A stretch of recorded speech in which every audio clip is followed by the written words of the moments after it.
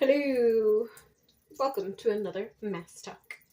So, some crazy stuff has happened. Oh, my water is not hot yet. But I have something to show you. So, hold on, I will wash my face in a second. Stay right there.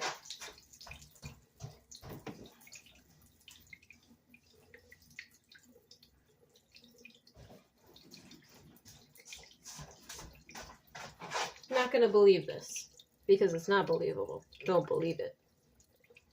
You see that? You see that? It's not real. So, listen. I just tried to take off my glasses. Listen to this nonsense. So, yeah, I've been tracking my temperature. I was kind of feeling good about the cycle. I was like, good stuff's happening. I like it. I like it. And my temps kept on going up. But then, one day, they dipped. And I was like, oh, I'm out. My temps are going down. I'm gonna get my period. And that same day, I took that test. Now, I'm sitting there. I'm not feeling good about things. I'm like, all right, well, we'll probably start IUI on this day, blah, blah, blah, blah, blah. And there was also blood, but I had been spotting since I ovulated, so I didn't think much of it. But I took the test anyways, and I'm just sitting there. I'm going to talk to my husband about starting the IUI. And then all of a sudden, this line starts to form. And I'm like, oh my gosh, there's a line. Oh my gosh. And I start freaking out. And my husband sees the line. And, you know, he's like a non-believer. And he's like, this isn't lionized. Like, there is a line there. And we both thought it was crazy. Sorry, my cat needs the water. Or he needs to steal my fake pregnancy test. Either one. And I'm like freaking out. He's like skeptical, but kind of freaking out as well. And so he's like, well, don't call the clinic yet. Let's wait and see the results tomorrow to confirm. And I was like, okay. But I was anxious about it all day. I was like, you know, something is not right about this. And also I had taken 2 different tests. One was that one, and one was an early detection test, WOMFU, and that one didn't have anything on it. So I was real skeptical. I was like, I don't think so. I was worried all day. The bleeding that I had increased, so I was like, there ain't no way. And then the next day, there's nothing. Blank. And my bleeding was even more, so I was like, well, definitely on my period. I have to call the clinic. But I'm crying. I'm bawling my eyes out because I've never gotten a false positive like that. We've gotten a positive one other time, and it was multiple positives, actually, and it was just an early miscarriage, technically, so, like, you know, it was just like a chemical pregnancy, nothing really happening right there, but it just wasn't viable. And then they took my blood to see what was going on, and there's not really anything there by the time they tested it, which was several days later than that first positive, so it makes sense. Because your HCG stays in your urine for longer because it takes a while to get to your urine and then it takes a while to get out. I believe this one was a false positive instead of a chemical, just because of the nature of it. Like, it was only on that test that we didn't have multiple tests that had positives, and we got the blood work 2 days later and literally was like 0. Like, there's not even like a trace. So pretty much confirmed there.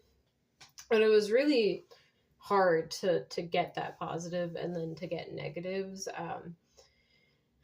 I can't really describe that feeling because it just felt so awful. You know, we've been in this journey for 2.5 years, and it's only getting harder. It's not getting any easier to deal with.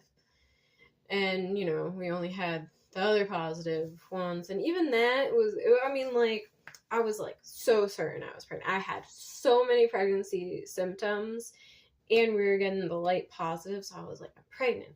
But then it didn't stick. So, you know, that was devastating, but my cat, he wants to jump up into the window. There you go, you can jump up now. Are you going to? I don't think he believes it. Oh, nope, he did it. So, yeah.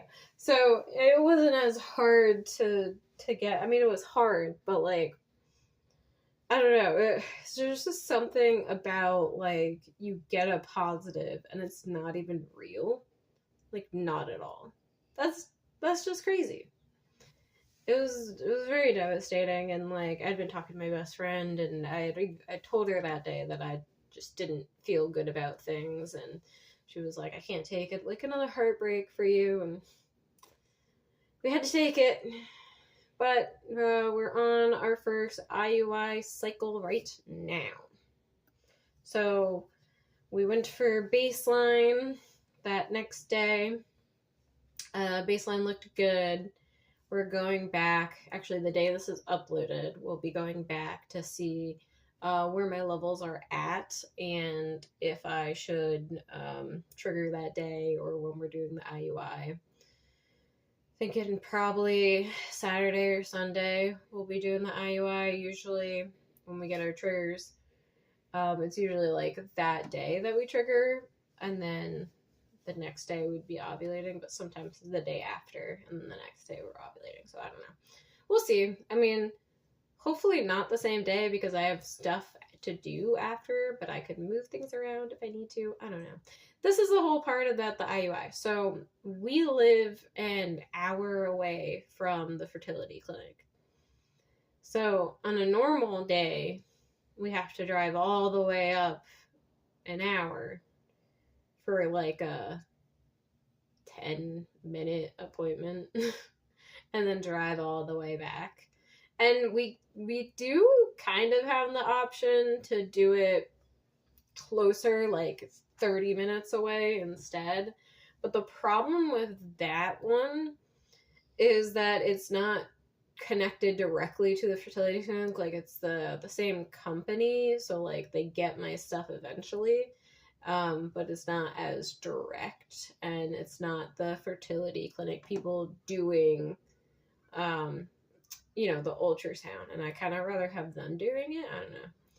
So with the IUI, the day that we go up there to see if we're getting it done that day, we have to go for the normal, like, 7 o'clock in the morning, and then we'll be there for like 2 hours, they said. Like, we're not in the clinic the whole time. Like, I have my normal test to make sure, okay, yes, we're ready. And then 2 hours later, we come back and we get the IUI done. So the thought process is we'll go up there, we'll get the workings done, and then we'll go out to breakfast, and then we'll get the IUI done. It's not the most ideal thing living so far away. And on the weekends, literally that's the only place that we can go to. That's like what they said. So not super helpful. But hopefully we only do this once and then we're done. So I actually don't know if I informed you guys, but I actually only get 3 of these in my lifetime. I lose with this insurance. I don't know if other insurances, if I like drop this one and went on another one, if they would cover. But only get 3 in a lifetime. And I also only get 3 IVFs in a lifetime.